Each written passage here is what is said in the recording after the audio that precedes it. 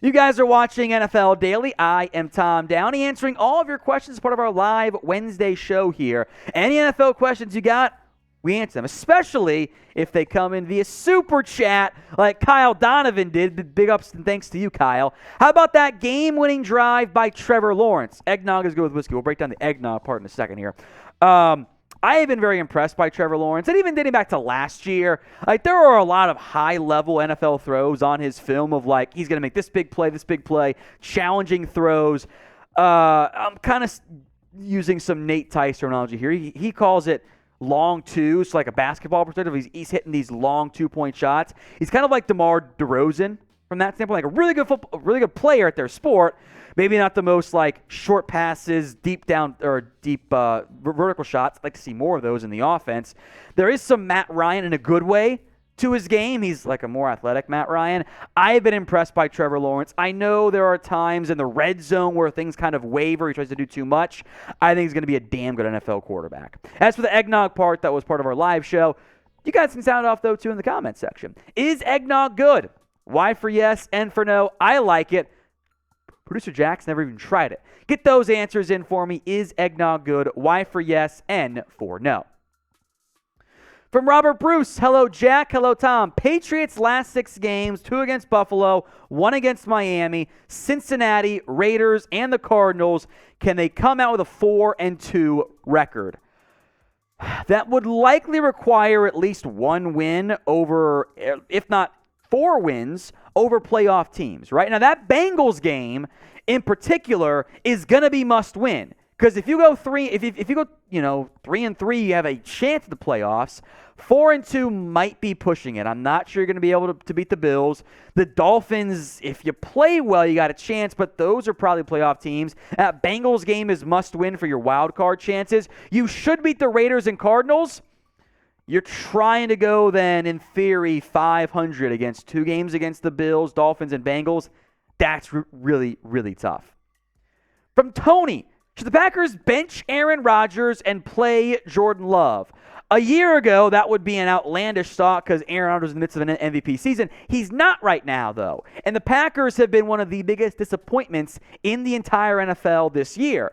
And you wouldn't mind seeing what Jordan Love can do, right? If not for your own team, but maybe to shop him this offseason to get an asset back for a guy that just hasn't played much and frankly hasn't played that great. There was the one nice throw, right, for Jordan Love, but, career stats, a handful of reps, 60%. There's nothing special there.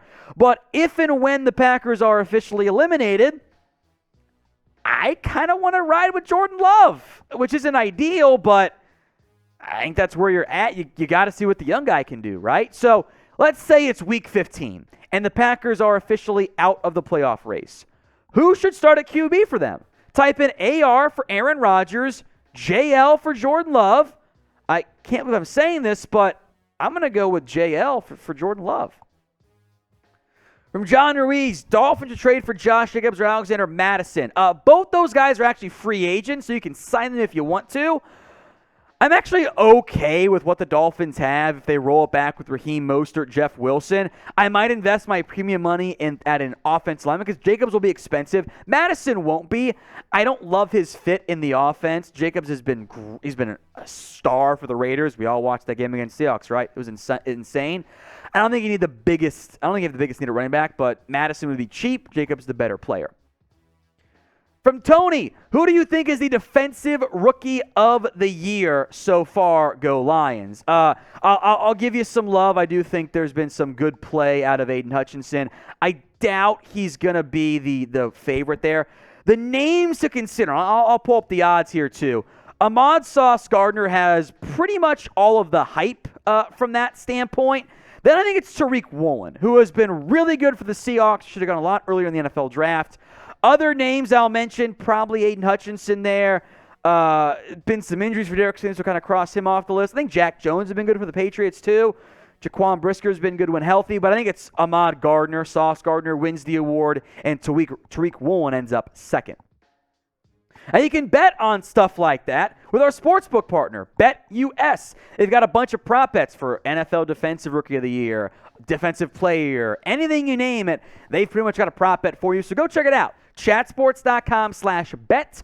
Promo code NFL Daily gets you a 125% deposit bonus when you put down at least $100. You can bet on the Super Bowl, the updated odds entering this week of an NFL game, so not Thursday night's game. Looking at you, Bills. Chiefs, Bills, Eagles, Niners, and the Cowboys. Plus 900 there, plus 425 for the Chiefs. You can bet on any team, some of which you should not be betting on. Looking at you, Texans.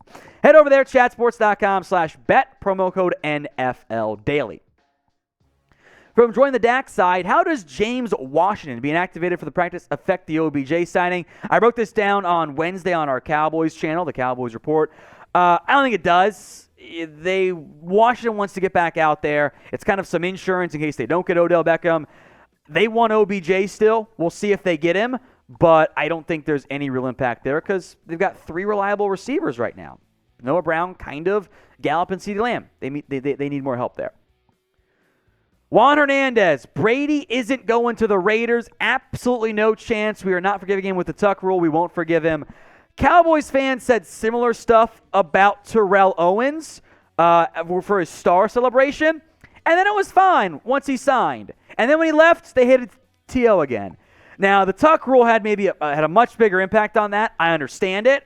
I think it's you forgive him for now, and then you hate him again after that. I get where you're coming from, Juan. Trust me, I do. But if you win a Super Bowl with Brady, maybe all things are forgiven at that point. From Eli Banning, okay, can the Broncos trade Russell Wilson? No. And there are actually 2 reasons for that. A, he's bad right now. I don't know who wants to add Russell Wilson, what has been, by a massive margin, a career worst campaign. Under 60% completion rate, 8 touchdowns, 5 interceptions. He looks like an absolute shell. Like, if I told you these were Geno Smith numbers, you would have said, did he get benched? What about Russell Wilson? He's cooked and he's burnt down the entire kitchen. There's also this standpoint. If the Broncos trade Russell Wilson before June 1st, actually doesn't matter all that much in the end. It's kind of the same amount. The dead cap number is $82 million. They would owe that on their salary cap when they're paying him $22 this year. They lose $60 million if they trade away Russell Wilson. They are stuck with him for better or for worse. Now, what is your confidence level then in Russ bouncing back in the kitchen next year? Scale it from 1 to 10. 1 on the low end, 10 on the high end. Might be on the low end in the end. Eric DeLuccio? Hope I got that last name right, my friend. I think the Giants will re-sign Daniel Jones and Saquon Barkley. They will explore it. I think they'll focus on Barkley first. Jones has been better, but don't you look at like a Jimmy Garoppolo instead, or you're trying to go get someone? Like, they're in a weird spot where I don't think they believe in Daniel Jones. The regime is new after all, but can they get a better option? It's a tricky spot for them, so we'll have to wait and see. But they might do like a 1-year non-committal re-signing of Daniel Jones to keep their options open long term. From Loyalty, I like it. What do the Panthers need to do to get both Bryce Young and Cooper Rush? For Cooper Rush, pay him $10 million? I don't think he's going to be that expensive. He is a good backup, but there are very real limitations for Rush. But as like a bridge, that's fine. As a backup, that's fine. Bryce Young, you probably got to get to pick number 1. So you got to stop winning games, Steve Wilkes, if you want that number 1 pick, which he, of course, wants the job. So why should he? It's kind of the downside of firing your bad head coach earlier. Bryce Young, you probably got to get that number 1 overall pick.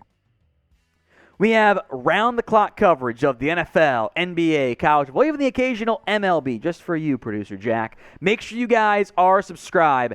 Hit that red button or the black and white button if you're watching on the new version of YouTube for free videos multiple times per day, every single day, right here at Chat Sports.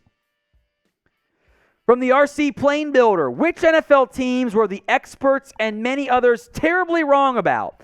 I think the Jets have been, I'm talking like the high-end guys. Like, people are surprised the Dolphins have been good, but they didn't think they're going to be a bad team. The Jets have surprised people in a positive way. The Broncos, we all thought they were going to be uplifting. The NFL themselves thought Denver would be good. That's why they had so many primetime games. And they've been hot garbage so far this year. The Colts were supposed to be better, and they haven't really been that so far. The Giants have been way better than we thought they were going to be. Eagles, not quite the same level of expectation, but they fit that category. The Rams have been a colossal disappointment. The Saints even as well. The Seahawks have been a positive surprise. Minnesota, a positive surprise. I think Green Bay, the other big negative surprise as well. It's the NFL. Crazy stuff happens. From Josh McBride, other than wide receiver, who should the Packers draft? You can probably use some more offensive line help. What happens with Elton Jenkins? Play him at guard. That's his best spot. Tight end could be a nice little option for you. Front seven help in the market, and maybe you go look for some defensive back help. The defense has not been the elite unit it's supposed to be. Just take round one, go BPA. From Drake, will Bo Nix be a first-round pick? Now, I have slandered Bo Nix a lot on my social media, on this platform. I thought he was terrible at Auburn. At Oregon, he's actually been really good. Now, there are moments against better teams he struggles, but he has made himself a draftable prospect. No, I'm not taking him in round one. But he's been a lot better than what I thought he was going to be, and I actually have been impressed, and I'm being positive here, and I kind of think that Bo Nix has helped himself out in a major way. I think he's been one of the biggest winners in college football this year as it relates to his NFL draft stock. I'm not that high on him. There are still inconsistencies. Not the same physical skill set you want out of a necessarily first-round pick, but there are things to like from a developmental standpoint. So with the NFL draft line, if you want a sleepers, risers, fallers style video, which you've done in the past here, show it. Type me in the comment section right now if that's something you guys want. From Parlay, who are coordinators looking to replace the head coach next year? So you're thinking NFL head coach candidates then, basically, right? Kellen Moore, Dan Quinn. I actually have my full list here that I've sent it to Marshall a while ago. Let me dig and find that list.